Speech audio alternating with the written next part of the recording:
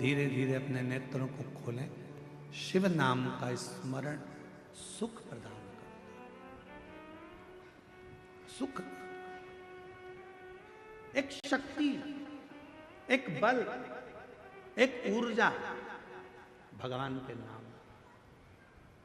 काली पुराण में कहा मां आद्य शक्ति दुर्गा भवानी ने कि मैं रक्त बीज असुर का संहार तो भगवान के नाम के उच्चारण से कर देती हूं। याद रखना, दुनिया के लोग पूछते हैं श्री शिवाय नमस्तुभ्यम में क्या है, श्री शिवाय नमस्तुभ्यम बोलने से क्या होता है, श्री शिवाय नमस्तुभ्यम दरवाजे पर लिखने से क्या होता है, श्री शिवाय नमस्तुभ्यम अपनी गाड़ी पर लिखवाने से क्या होता है, श्री शिवाय नमस्तुभ्यम अपनी फैक्ट्री पर लिखवाने से क्या होता है, श्री शिवाय नमस्तुभ्यम अपनी दुकान पर लिखवाने से क्या होता है। शास्त्र कहता है तुम्हारी जिंदगी में अगर दुख प्रवेश कर रहा होगा तो वो मंत्र को पढ़ते से ही बाहर निकल जाएगा, भीतर प्रवेश नहीं करेगा। मंत्र में वो बल होता है, मंत्र में वो शक्ति होती है। श्री शिवाय नमस्तुभ्यं, श्री शिवाय नमस्तुभ्यं, श्री शिवाय नमस्तु। बोलो बोलो सब बोलो, श्री शिवाय नमस्तुभ्यं, श्री शिवाय नमस्तुभ्यं, श्री शिवाय नमस्तुभ्यं। उस मंत्र का उच्चारण करना मूल हो जाता है। पार्वती मैया ढूंढ रही हैं, कोई मिलता नहीं है। शिवजी उनको ले गए काशी में एक स्थान पर, तट पर माँ गंगा के बैठ गए। शंकर भगवान को नमन कर कर माँ पार्वती जी वहां से चल दी और पार्वती मैया भ्रमण करने के लिए गई, ढूंढने के लिए गई। जो मंत्र जप रहा था, जो मंत्र का उच्चारण कर रहा था, जो मंत्र को पढ़ रहा था, वो कौन है, कहाँ है, दिखता नहीं है। माँ उस पार्वती मैया उस काशी खंड के अंदर, माँ काशी की नगरी में उस जीव को ढूंढ रही हैं, जो उच्चारण कर रहा है, जो जप रहा है, मंत्र का उच्चारण कर रहा है। और तभी पार्वती मैया भ्रमण करने के लिए निकली। ढूंढते ढूंढते ढूंढते ढूंढते माँ आद्य शक्ति, माँ जगत जननी, माँ पार्वती जी उस व्यक्ति को देखे। वो मिल गया, जो मंत्र का जाप कर रहा था वो मिल गया, जो मंत्र का उच्चारण कर रहा था वो प्राप्त हो गया, जो मंत्र को भज रहा मिल गया।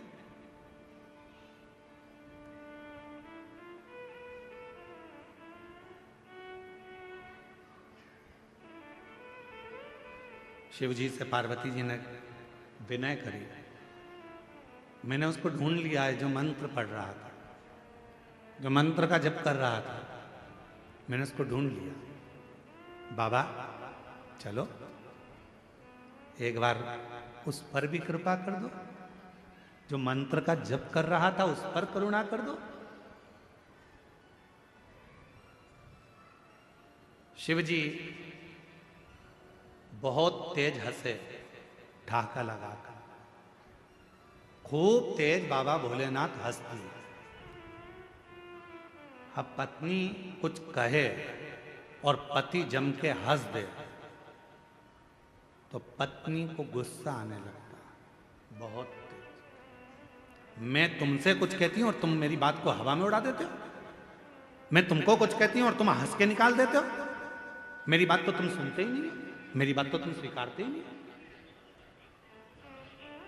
पति हंस देता। अब कौन समझाए कि पत्नी कुछ कहती है तो पति क्यों हंसता है। उसका एक कारण है कि धर्म पत्नी की बात पर पति इसलिए हंसता है कि तू कोई सी छोटी छोटी बात को अपने माइंड में क्यों लेती है, मैं हूं ना, तुझे मुझ पे भरोसा है ना। तान के सोच, अपने को क्या करना, क्या टेंशन लेना अपने को। पर तुम्हारे भाई ने ये कर दिया, तुम्हारी बहन ने ये कर दिया, तुम्हारी मम्मी ने ये कर दिया, तुम्हारे पिताजी ने ये कर दिया। इसलिए पति उसको हंसी में टालना चाहता है, इसलिए पति हंस देता है, इसलिए पति मुस्कुरा देता है, उस बात को निकालना चाहता है। क्योंकि अगर बात बढ़ेगी तो विवाद होगा, विवाद होगा घर टूटेगा, परिवार टूटेगा। जितना भगवान चाहे उतना तो कम से कम निभा ले। परमात्मा से प्रार्थना करो। आज के जमाने में भाई भाई, बहन बहन, देवरानी जेठानी, नाते रिश्ते निभते नहीं है। आज के जमाने में लोग मित्र बनाते हैं, उनको निभाने का प्रयास करते हैं। किसी से स्नेह कर लेते हैं, उसको निभाने का प्रयास करते हैं। ईमानदारी से बोलो, जब भाई नहीं निभ रहा, बहन नहीं निभ रही, परिवार नहीं निभ रहा, तो कितने भी रिश्ते बना लो वो कभी निभ नहीं सकते। जो आपस के नहीं निभ रहा है वो दूसरे के क्या निभेंगे। प्रेम की प्राथमिकता।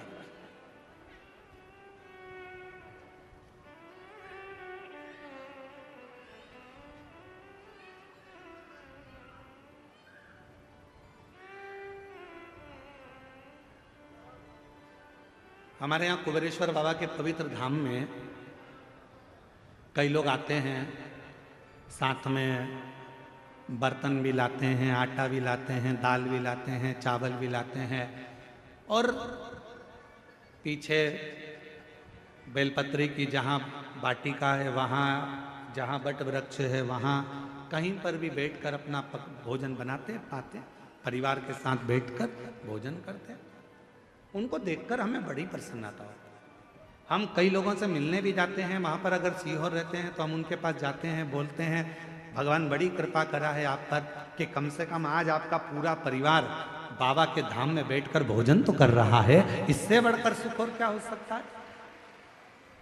निवेदन है, अगर सनातन धर्म को मजबूत करना है, भारत की भूमि पर सनातन धर्म की मजबूती चाहते हो, तो अपने घर में एक नियम बनाओ, हफ्ते में कम से कम एक दिन पूरे परिवार के साथ मिलकर भोजन करने का प्रयास करो।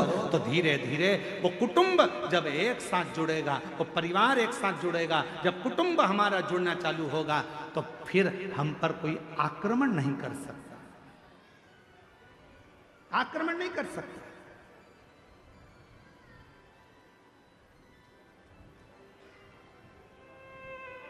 पहले ऐसा नियम था, जिसका बड़ा घर होता था ना, उससे लोग झगड़ा कम करते थे।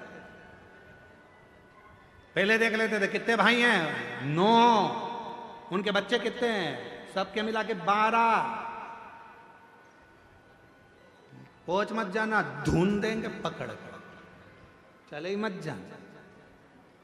देखते थे बड़ा परिवार है, झगड़ा नहीं करना, बड़े परिवार है, लड़ना नहीं है, बड़ा परिवार है, इनकी बहुत दूर दूर पहचान है, वहाँ वहाँ वहाँ सब भाइयों की, एक की ससुराल उसके यहाँ है तो एक की ससुराल उसके यहाँ है, 9 तो यही है, ससुराल वाले गिन लो तो ऐसे 150-200 हैं।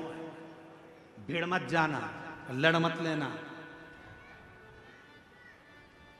विचार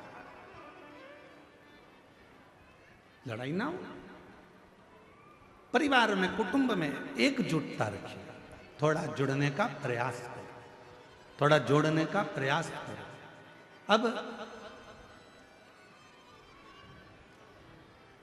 शिव जी मुस्कुरा दिए, भगवान शंकर बहुत तेज ठाका लगाकर हंसे, और बाबा देवादिदेव महादेव ने जैसे ही ठाका लगाकर हंसे, शंकर भगवान जैसे ही हंसे तो पार्वती जी को थोड़ा सा गुस्सा आ गया।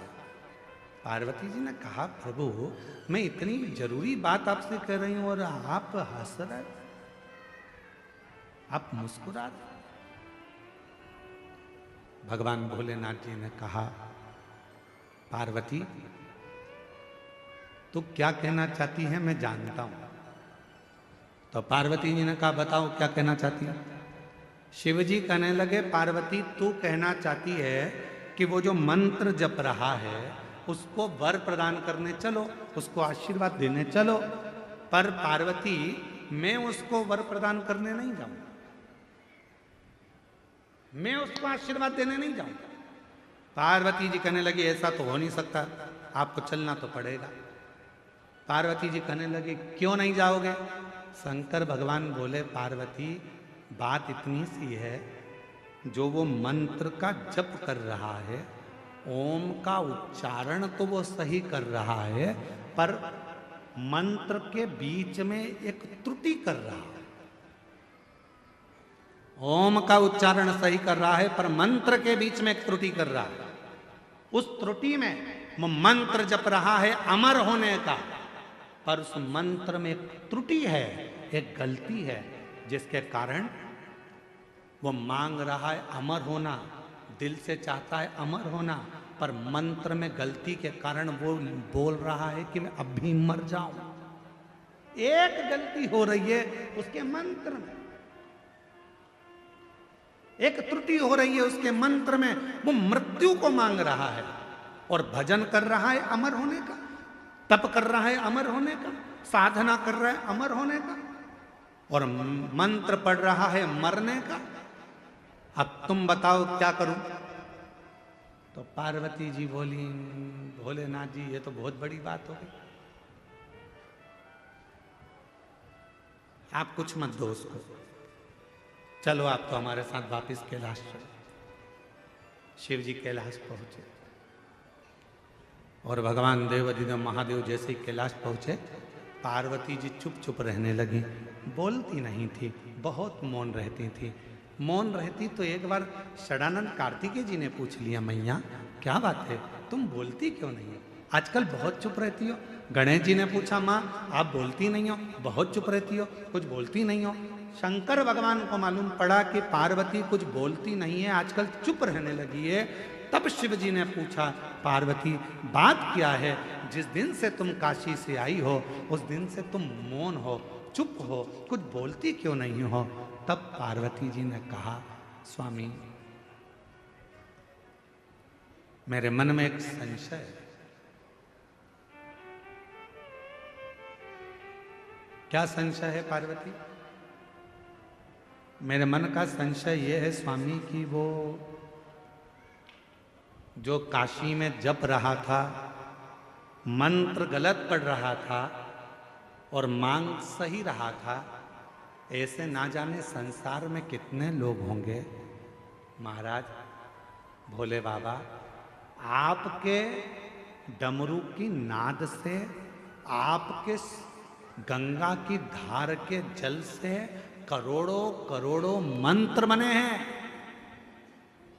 शिव जी से कह रही है मां पार्वती की सबसे ज्यादा दुनिया में अगर कोई मंत्र प्रकट हुए हैं तो शंकर भगवान आपके द्वारा प्रकट हुए हैं।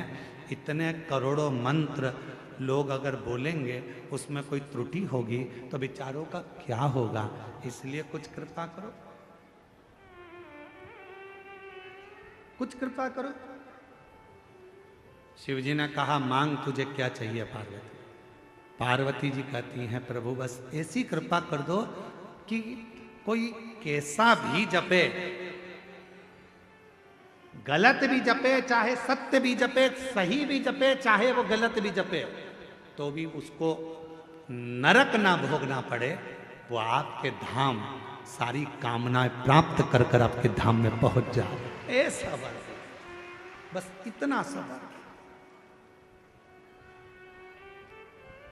शिव जी ने कुछ बोला नहीं, चुप रहे। अभी तक मां पार्वती जी चुप थी, अब भगवान भोलेनाथ चुप हो गए, बोले नहीं। और मंत्र जपने वाले दुनिया के लोग मंत्र जप रहे,